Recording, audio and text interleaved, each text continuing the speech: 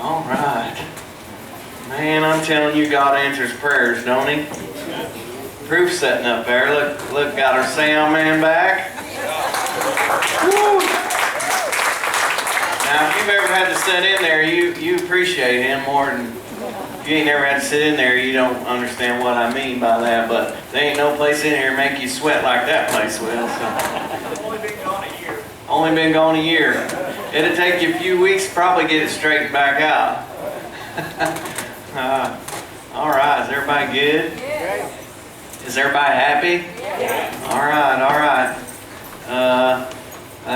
Well, we got some Dark Horse Bunch rolled in here. I figured they'd come rolling in. Good to see y'all. This weekend's their big deal. What? Bigger every year, ain't it? They had big memorial ride and all kinds of to-doing. So I'll just bless them this weekend. Protection and safety and good times. All right. Is everybody good? I don't know what to do now. Has anybody got a starting place?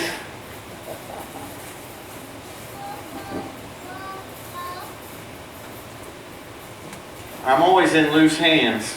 I don't like get a sermon for 2 weeks in advance and stick to it no matter what, you know. So I really feel like there's I really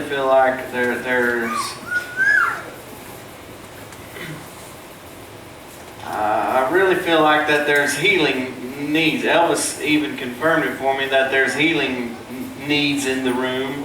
And so I like to talk about healing because healing stirs up, you know, like if we were all football fans and we all come in here and start talking about football, the spirit of football would start raising up in the room. You follow me? Or if we were deer hunters or something, you ever seen a bunch of deer hunters start talking about deer hunting or fishermen? They all get to talking about it before long. The spirit of deer hunting has rose up in the room and everybody's all fired up about it, ready to go do it, right? Well, if the things of the natural are that way, what about the things of the spirit? What about the things of God? So I say just talking about the aspect of healing is going to raise the spirit of healing up in the room, and you're liable to find yourself falling in it. All right, I'll get you there. Because we have found out the good news really is good news. We have found out that the gospel really means good news. You know the definition of the word, the gospel of Jesus Christ. It means the good news. And so good news is not bad news. Good news, if we are gathered up here in the spirit of the gospel, it not be bad news that you're a no good, rotten sinner and you better straighten up and act right, and the reason you're sick is because you ain't been behaving and God's whacked you with this to punish you and all this kind of nonsense. Phooey with a bunch of that. That is not good news. If that's what you're hearing, you're not hearing the gospel. The gospel's good news. The good news that He who knew no sin became sin so that we who knew no righteousness might become righteous.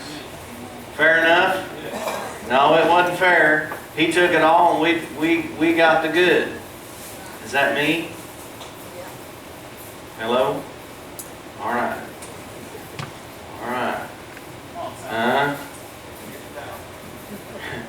I always said these technical devices aren't designed to handle this much power.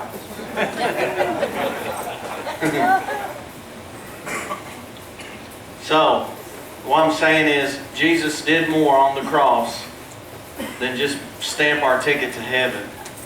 He redeemed us and came and undid all the works of the enemy, and sickness and disease and ailments and even growing old, anything under the curse. All of that stuff has been reversed by Jesus and what He's done for us through His broken body, His beating, dying on the cross, shedding His blood. Did way more for us than punching our ticket to heaven. Broke the curse over our life. Redeemed us back to the place before sickness and disease ever entered the world. Do you know that it's the will of God? It's not a matter of trying to flip a coin or win the lottery tonight to see if somebody's number might be up, that you might have the lucky day of you can get healed tonight. It's not the way it works. He's already done His part of the deal. As far as God's concerned, it's not a matter of whether it's His will for you to be healed. He already decided that it's His will. He already did all that He needed to do to convince us that it is His will, because He already took sickness and disease upon His own body and died with it, so that it no longer has dominion over us or rule over us or any of that stuff. We've just had it 2,000 and some years later down from the cross, simply because we've not known. We've not known, and so we've accepted it. And I'm not saying this to put condemnation on anybody. We just haven't known. Nobody told us. Nobody taught us. We were busy being religious instead of finding out what the true heart of God is. It's nobody's fault. I guess you're going to blame somebody, blame the devil. We just got religious, and mankind wants to be religious, and so it's easy to do. And we've missed the heart of God through all this thing. We've been good at church attendance, and we've been all this stuff we've been about, but we've really not understood the heart of God. The heart of God has already been decided. You ready for this? It's no longer a mystery. I know religious will say, well, it's a mystery, you know, who knows what the will of God is? It's all a mystery and all that stuff. It's not. It's not a mystery. God revealed His whole heart in the life of Jesus. Jesus is the exact representation. He's the visible of the invisible. He said, if you've seen me, you've seen the Father. So the Father does not have a different will than you see in the life of Jesus. What's going on here? Too much power? I thought it's what it was. We'll be alright. You cannot believe something about the will of God that you cannot find in the life of Jesus. I'm going to say this again, because this is a big right here, okay? We cannot believe something about the will of God that you cannot find in the life of Jesus.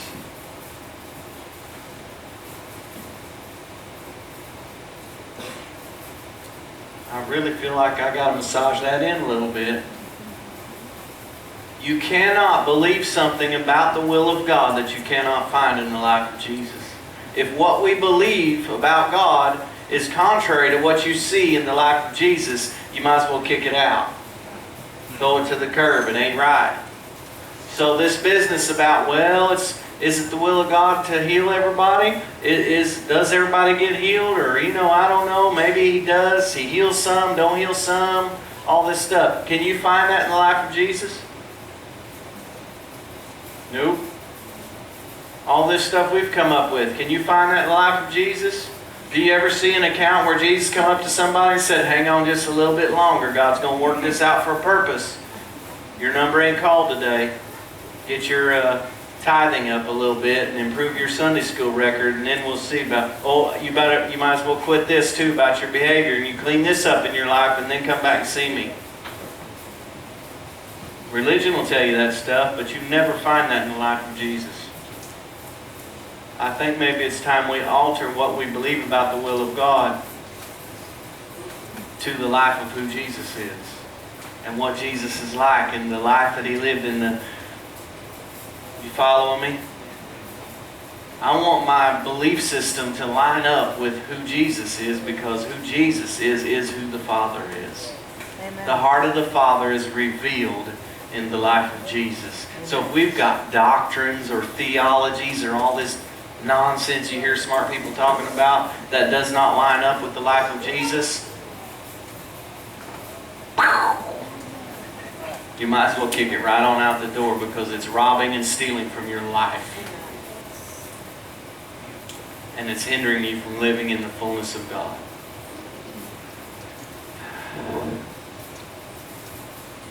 I know that's not popular.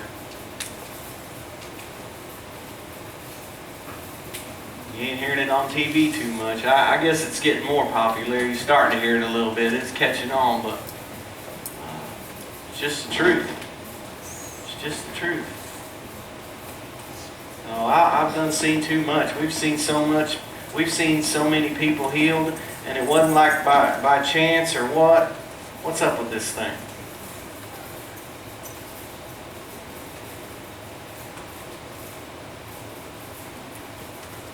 I'm good. Mike's good. Works good. We've seen too many people healed of too many things that weren't getting healed any other way. You know what I mean by that? I mean, it's like some of y'all are going to get healed in here tonight. If we didn't talk about it, if we didn't lay hands on you, if we didn't believe in it, would you get healed tonight? No, I went to church my whole life and never seen nobody get healed. I didn't believe that we had power and it was the will of God to see people healed. Since I believed that, then that's what I lived in. Once I started believing that it's the heart of God for us to get healed, I started seeing it. See the secret? You just got to believe in it. And then just because you don't see it every single time or happens 100%, you just keep pressing on. You just keep practicing. You just keep walking. You just keep going for it. You just keep after it. Because I saw one time where the disciples didn't get the job done. Right? Here comes this boy, and he's got in a bad way, and his father brings him. And Jesus and a couple of them are up on the hill, and so he brings the boy to the disciples, and the boy's having fits and seizures and all this stuff, you know, and the disciples didn't get the boy healed. And so here comes Jesus down the hill, and the father brings the boy, and he said, hey, I brought my boy to your disciples, and they couldn't get the job done. Now today's society, today's religious group, we would say, well, it must not have been the will of God. Must not have been your time. Right?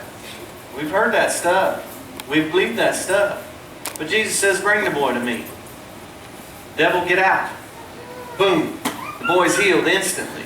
Now, is it the will of God for the boy to be healed? Yes. Is it the will of God for the boy to be healed? Yes. It has to be, or Jesus wouldn't have healed him. So absolutely, it's the will of God for the boy to be healed. No question about it, no doubt about it. It is absolutely 110% the will of God for the boy to be healed. Did the boy get healed when the disciples prayed for him? Did the boy get healed when the disciples prayed for him?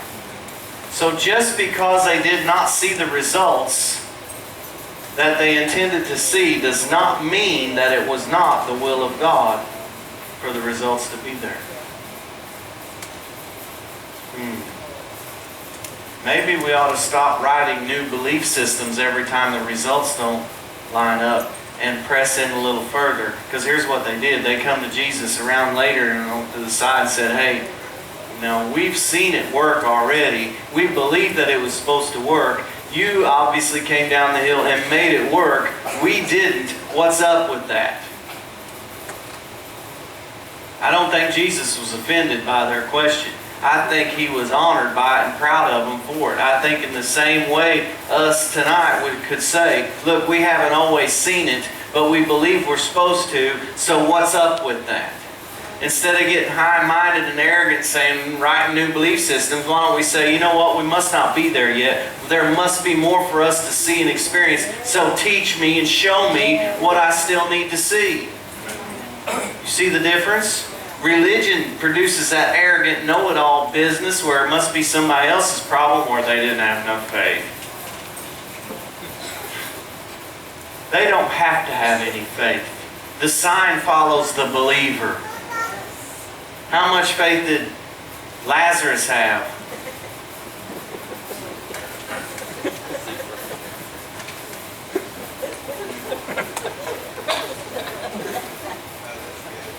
Has nothing. I mean, if they got faith, that helps, sure.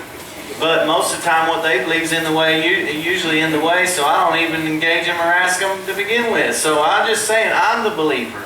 I'm the Son of God. I'm the representative of heaven. Come on, I'm not talking about me only, I'm talking about you too. This is not arrogant, it's confident. It is what he said. It's who we are now. The sign follows the believer. Mark 16, those that believe in my name, these signs follow them. They shall lay hands on the sick and they recover. Period. No ifs, ands, or buts about it. And if that's not happening, the problem's not on his end. Now look, don't be condemned. I'm not telling you this to condemn you. I'm saying it ought to produce some hunger in us to say we've got access to way more than we've believed in. We've got access to become way more than we've experienced so far. So let's get a teachable spirit about us and say, you know what, we haven't seen it every time. We haven't got the results that we believed in. So show me why. Take me in deeper. Show me where I'm missing it at. Show me what I need to see. Get unbelief out of me. Are you with me? Yes. Because I believe, as sure as I'm standing here, I believe with all my heart, without 1 ounce of doubt, that I know that it's the will of God for everyone to experience healing. It is the will of God for everyone to be healed. Does He have a different will for heaven than He does for earth? Does He reserve certain things just for heaven because we're... Come on, I'm His son now. He's not going to love me more later. Jesus said, pray like this, your kingdom come, your will be done on earth as it is in heaven. Your will be done on earth as it is in heaven. Oh gosh, I wish we'd get a revelation of that. Your will be done. Jesus said pray like this. Jesus said pray like this. Your will be done on earth as it is in heaven. The same will. Is there sickness in heaven? Nope. Is there anybody not healed in heaven? Nope. I wonder what His will for the earth is. Same. And the fact that Jesus said to pray for it tells me that it's not automatically going to happen. The fact that Jesus says to pray for it tells me that we have a play in it. We've got something to do with it. If it was just automatic, whatever happens, happens. Whatever the will of God, He's not in control. He's sovereign, right? If that was the case, why would He say pray? Come on, if God's sovereign and everything that happens is just His will and His control and He's in charge of it all and everything according to whatever He wants, we're just puppets on a string. If that's the case, what's the point of praying?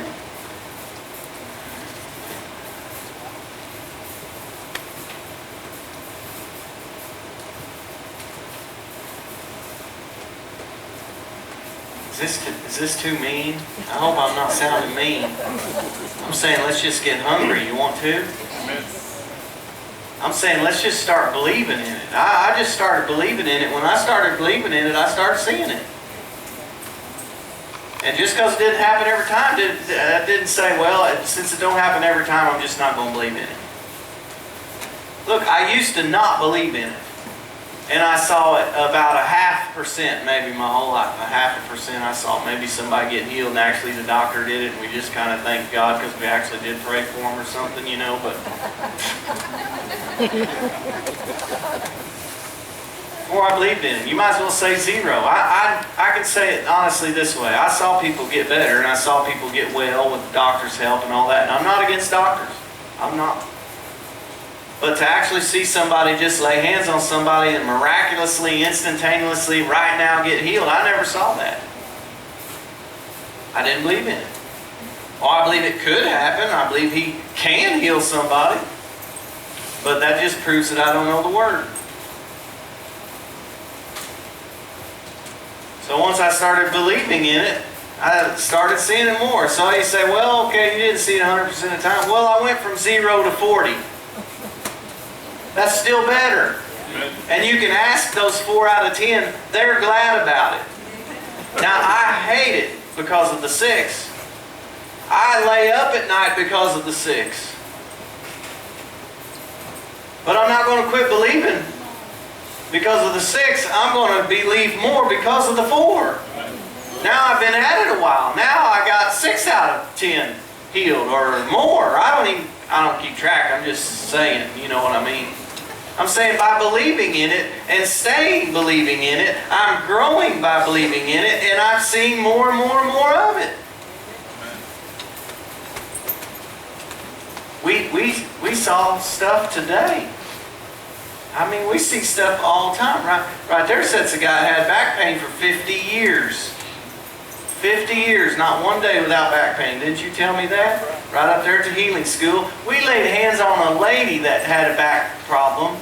He was like sitting 5 or 6 rows up in front of her. Didn't even lay hands on him. We laid hands on the lady and her back got healed. And when her back got healed, his back got healed at the same time. Nobody... Now, what is that? Why did it happen like that? Or is there some kind of formula or methods and all this stuff? No, we don't know why. It's the wonders of God. He's awesome and He can do what He wants if somebody will just believe.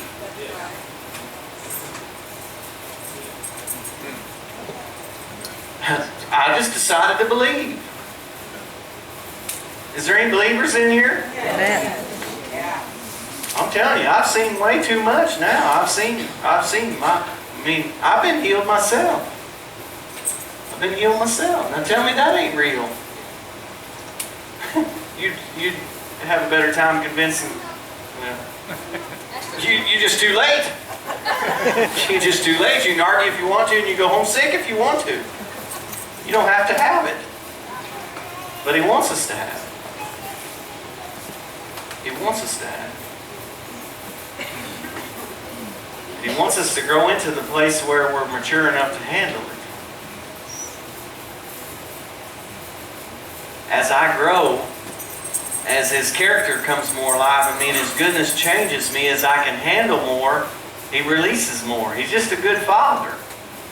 Because can you imagine what your life would be like if everybody you laid hands on got healed? Oh, we could be flippant and say, oh yeah, I wish everybody I laid hands on got healed. But do you realize what your life would be like if that was the case? You think about how your life would be if everybody you touched got healed. Well, look at Jesus. And that's before Facebook. I mean, everywhere He went, people flogged Him, and it's just huge crowds. He couldn't even get any. Remember, they would tear the roof off of houses to get to Him, and all this stuff. And that's before they had cars and motorcycles and phones and internet and all this stuff. Can you imagine what your life would be like if everybody you touched got healed? Oh, we say we want that. I'm not sure we do. I'm not sure. I'll say I'm sure we do. I'm saying we're not to the place to where we can handle that. So as He grows me and I get grown up into the place where I can handle more, He releases more. So in the meantime, I'm just having a big time living life with God, growing as I go and having fun going, get all of them I can get and keep on pressing on. When it don't happen, I say, I don't know why that didn't happen. Just show me more. Teach me. What's up with this? Huh? Is everybody good? Is healing getting stirred up in the room yet? I could talk about it a long time if I need to. Talk about it not very long if I need to. I don't care. Yes, sir. What's some people that think or believe that you got to say certain words in certain order? It's got to be some kind of like mumbo jumbo scripted thing that you got to do to heal somebody. Can you touch on that about how simple it is? Say it again. How simple it is for us to heal somebody. We lay hands on somebody. That it doesn't have to be scripted out and quoting scripture and all that stuff into it. Like simplicity, like Dan told us. He said to talk about how simple it can be to get somebody healed. Instead of, we've kind of been taught in certain circles where you got to recite a certain word and say the right thing and pray a certain way and this amount of scripture and all this stuff, making it hard and all that. What?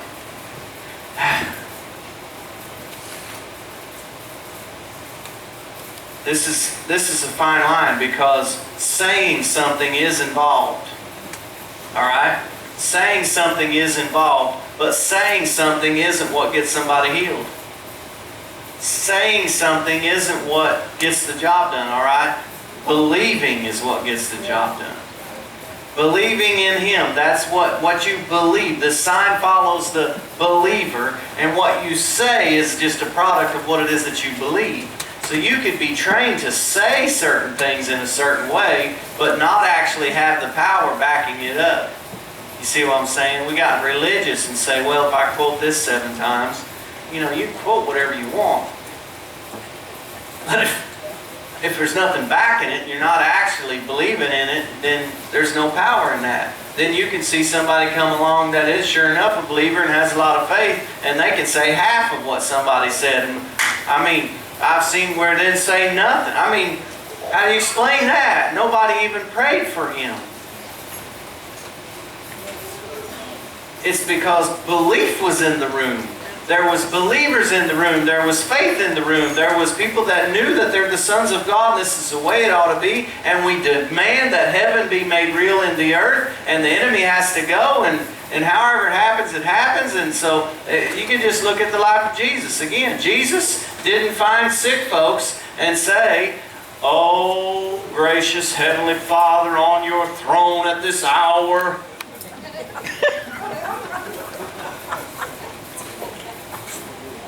Put 3 God, these at the end of God's name and all that stuff. He didn't do any of that. He was a believer. He knew he was a son. He understood authority.